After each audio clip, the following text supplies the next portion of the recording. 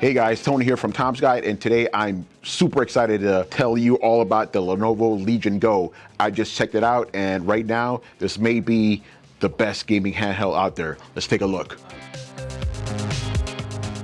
With its large 8.8-inch screen, powerful AMD Ryzen Extreme processor, and detachable controllers, this Windows 11-based portable gaming system has a lot going for it. I got some hands-on time with the Legion Go at a recent Lenovo event and was thoroughly impressed by what I saw. This device is so cool that I'm still thinking about it 1 week later. The Asus ROG Ally failed to overthrow the Steam Deck as the best gaming handheld for playing the best PC games, but I think the Lenovo Legion Go has a real shot at challenging Valve's machine. Lenovo didn't disclose the handheld's entry-level specs, but we know the system will have up to an AMD Ryzen Z1 Extreme chip, 16 gigs of RAM, and up to 1 terabyte of SSD storage. All configurations will feature an 8.8-inch LCD display with a 16:10 aspect ratio and up to 144 Hz refresh rate. The Lenovo Legion Go might be a Steam Deck rival, but it looks a lot like a Nintendo Switch. That's thanks to its slim bezel, kickstand on the back, and detachable controllers. Despite the similarities, the Legion Go looks more sophisticated compared to the toy-like Nintendo Switch. Despite its size, it feels remarkably light when you're using it. Like the Steam Deck, this handheld has excellent weight distribution. The 8.8-inch display is quite literally one of the Legion Go's biggest features. It looks enormous compared to the 7-inch display seen on the Steam Deck, Asus ROG Ally, and Ion Neo 2S. We'll need to bring the handheld into our lab to gauge the display's color and brightness, but to my eyes, I found the panel bright and colorful. I'm glad Lenovo decided to go with a higher pixel count compared to competitors with 1080p displays, since they're able to see more details and greater clarity. I'd like to test games like Doom Eternal to see how the 144 Hz refresh rate holds up when playing a fast-paced FPS game. But when playing the decidedly more relaxed Power Wash Simulator, I found the high refresh rate made the game appear to run smoothly.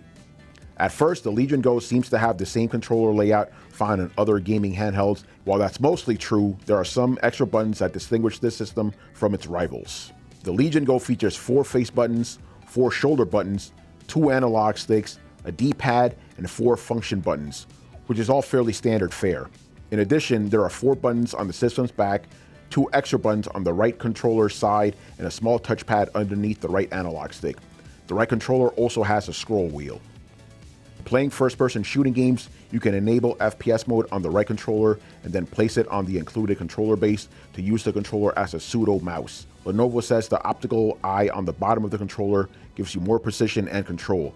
I found this to be true when playing Power Wash Simulator, where I was able to move the in-game nozzle easier with the detached right controller. Of course, using the right controller in this fashion is also great when using the Legion Go to browse the web. The scroll wheel in particular is a nice touch since it makes navigating pages easier. The Legion Go I tested packed an AMD Ryzen Extreme 1 chip, which is the same processor featured in the Asus ROG Ally. However, given our test results and my personal experience with the ROG Ally, I'm cautiously optimistic about the Legion Go's overall gaming performance. You can read a full breakdown in our Asus ROG Ally versus Steam Deck face-off on Tom's Guide, but overall, I didn't find that the Ryzen 1-driven Ally completely outperformed the Steam Deck. I had to drop the Ally's resolution to 720p in order to get games to run at higher FPS than on Steam Deck, which is an issue considering one of the Ally's main selling points is its 1080p resolution. I worry that history will repeat itself with Legion Go, which sports an even larger display and higher resolution, which could affect performance. Its large display, detachable controllers, and unique features help it stand out. Hopefully, the system won't just be flash without substance. Lenovo says the Legion Go will feature the Legion Space interface, which is specifically designed for the Legion Go. My biggest gripe with Windows 11 handhelds is that they offer no true alternative to the Steam Deck's SteamOS user interface. If the Legion Go offers a UI as robust and user-friendly as SteamOS, it could be a legitimate rival, and possibly the best handheld available. But as I said, I'll need to put the Legion Go through its paces to see if it lives up to its potential. The Lenovo Legion Go is about to enter a crowded handheld gaming market when it arrives in October.